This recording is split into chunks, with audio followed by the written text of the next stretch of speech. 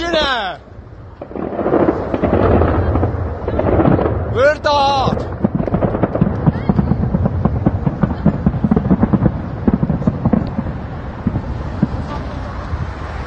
Yo,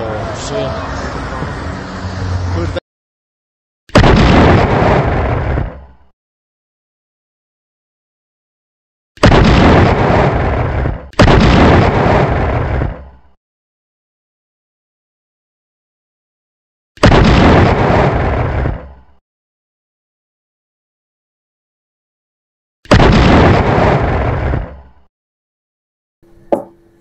Iran Israel, क्या वो हमेशा एक दूसरे के दुश्मन रहे हैं कि पहले वो कभी दोस्त भी थे? अगर हम समझे, अगर 1948 की बात है जब ब्रिटिश ने पैलेस्टीन बाउंड्री के साथ एक समझौता बनाया था, यूनाइटेड नेशन में प्रपोजल डाला था, तो ईरान था पहला नेशन था जिसने इसको सपोर्ट दिया, इसको समर्थन दिया था। जो हम स्क्रीन पर देख रहे हैं IDF द्वारा ये एनिमेटेड पिक्चराइजेशन देख रहे हैं, ऐसे ईरान की साइट पर इन्होंने कैसे सारे मिसाइल्स और अपनी वॉरफेयर फैसिलिटीज़ बना रखी हैं। और हम ये जानते हैं कि ईरान और इजराइल की दुश्मनी 1980 के आसपास ऐसा कह सकते हैं, जब 1979 में इस्लामिक रिवोल्यूशनरी गार्ड ने जब ईरान पे तख्ता पलट किया था, तब से इनमें दुश्मनी बढ़ी है। और ऐसा क्यों, इसको आगे हम जानेंगे।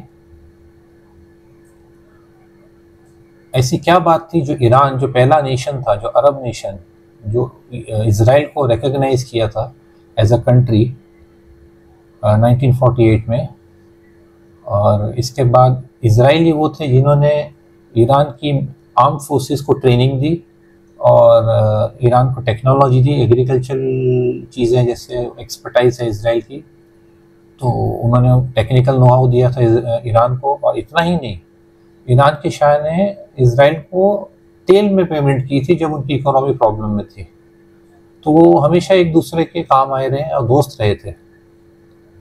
और चौंकाने वाली बात ये भी है कि ईरान में जो सबसे बड़ी, कह सकते हैं सेकेंड लार्जेस्ट जूइश कम्युनिटी जो इजराइल के बाहर है, वो रहती थी ईरान में। उसके बाद 1979 के बाद जूइश कम्युनिटी इस देश को छोड़कर चली गई और आज भी 20,000 ज्यूज ईरान में रहते हैं। अब जानते हैं हम ईरानियन इस्लामिक रेवोल्यूशन, जो आयतुल्ला रुहुल्लाह खोमेनी और उसकी जो रिलीजियस रिवोल्यूशनरीज जो आए थे, तो उन्होंने जब तख्ता पलट किया था और ईरान के जितने पुराने एग्रीमेंट थे उन्होंने इजराइल के साथ कैंसिल कर दिए। चाहे उन्होंने इजराइल को रिकग्नाइज करने से ही मना कर दिया कि वो नहीं मानते कि इजराइल का वो जो टेरिटरी, जो उसकी ज़मीन है, वो इजराइल की।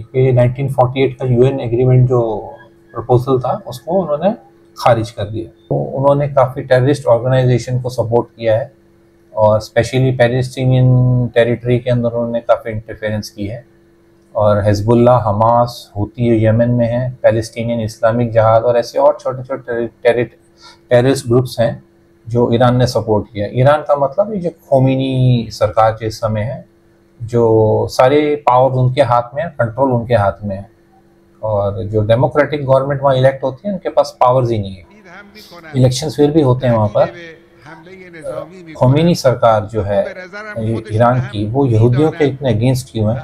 ये एक रिलीजियस मैटर है, जो अगर हम आज से कुछ हज़ार साल पहले पीछे जाएं तो जेरूसलम एक बड़ी इम्पोर्टेंट जगह थी। हर धार्मिक, जो इब्राहिमिक धर्म के अंदर जो ज्यूज़ आते हैं, यहूदी लोग, क्रिश्चियन और मुस्लिम, तो इन तीनों के लिए जेरूसलम बहुत इम्पोर्टेंट जगह है। इतना ही नहीं, यहाँ पे वहाँ अल अक्सा मॉस्क है जो थर्ड होलीस्ट मॉस्क माना जाता है इस्लाम में। मक्का मदीना के बाद अल अक्सा जो जेरूसलम में है। और कहा जाता है कि जो प्रॉफिट हैं मोहम्मद पैगंबर, जो अल अक्सा पर उन्होंने एक पैर रखकर स्वर्ग की तरफ वो असेंड किए थे, यानी वहाँ गए थे और उसी रात की जर्नी कहते हैं, नाइट जर्नी कहते हैं, उन्होंने पूरा किया था। इसलिए ये एक इम्पॉर्टेंट धार्मिक स्थल बन जाता है। खोमेनी की जो सरकार है जो इस समय ईरान में, वो यहूदियों के बहुत अगेंस्ट है। वो इज़राइल को निस्तबूत करना चाहते हैं और वो चाहते हैं कि पूरी इज़राइल में जो ज्यूश कम्युनिटी है उसका नरसंहार किया जाए। यह उनकी हमेशा स्टेटमेंट रही है। तो बहुत एंटी ज़ायनिस्ट है वो, जो क्या दूसरे शब्दों में एंटी इजरायली थी। यहाँ पे 1979 से इज़राइल और ईरान की दुश्मनी स्टार्ट हुई। जैसी खोमेनी सरकार 1979 में आ जाती है, उसके बाद से आज लगभग समझो 40 साल से ऊपर हो गए इनकी दुश्मनी को। और ये इज़राइल अपने आप को ईरान से बहुत बड़ा खतरा समझता है, जिस कारण ये सारा युद्ध चल रहा है। अभी आपने वीडियो में देखा जो major general Mohammad Bagheri, head of Iran Revolutionary Guard Hossein Salami, top general major Gholam Ali, Iran atomic head Abbasi और न्यूक्लियर साइंटिस्ट मेहदी तेहरानची, इन टॉप 5 इम्पॉर्टेंट लोगों को इज़राइल ने पिछली रात मार गिराया।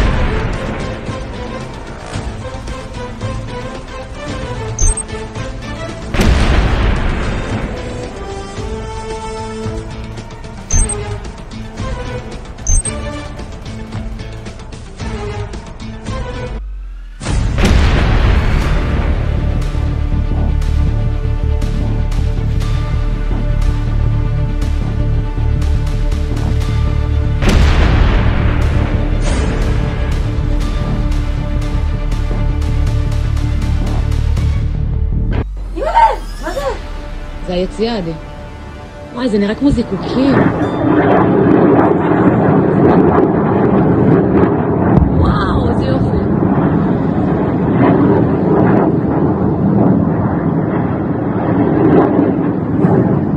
אמא, לב, אמא.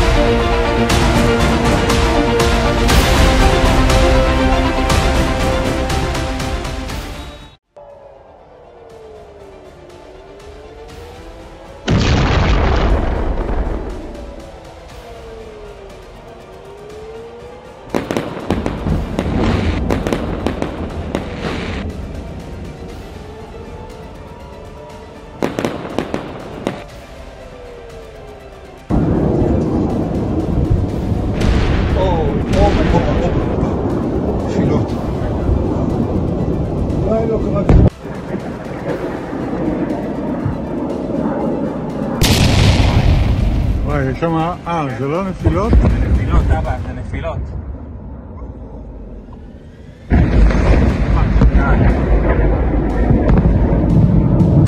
אבא, תרד, אבא, תרד. תרד.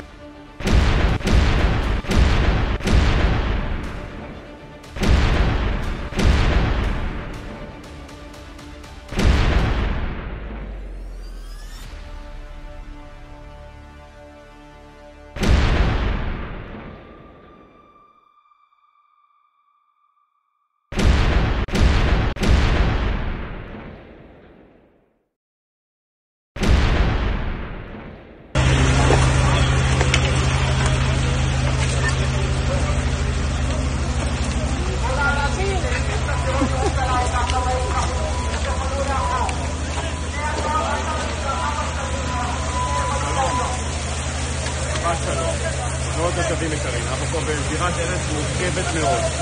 הסכנה הכי גדולה כרגע, מעבר למה שנקרא כרגע, זה אלפי אנשים שהגיעו לכאן סקרנים וסקרניות. יש כאן עוד סכנות בתוך הזירה, ויותר חמור. כמעט בוודאות צפויים מטחים נוספים בתוכו. חיזוק של אלפים שנמצאים כאן, סכנת נפשות. פגיעה נוספת ולא מרסיסים שעלולים ליפול כאן, סכנת חיים. מעבר לכך, שאתם מסכנים את החיים שלכם.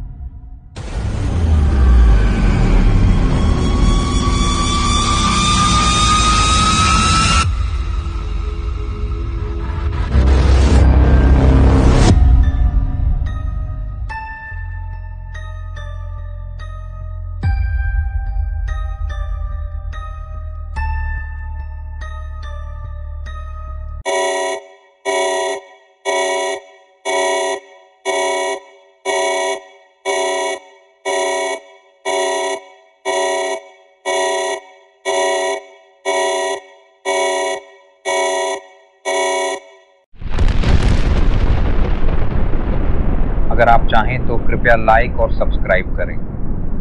इससे हमारे चैनल को आप तक और अधिक जानकारी पहुंचाने के लिए प्रोत्साहन मिलता है। धन्यवाद।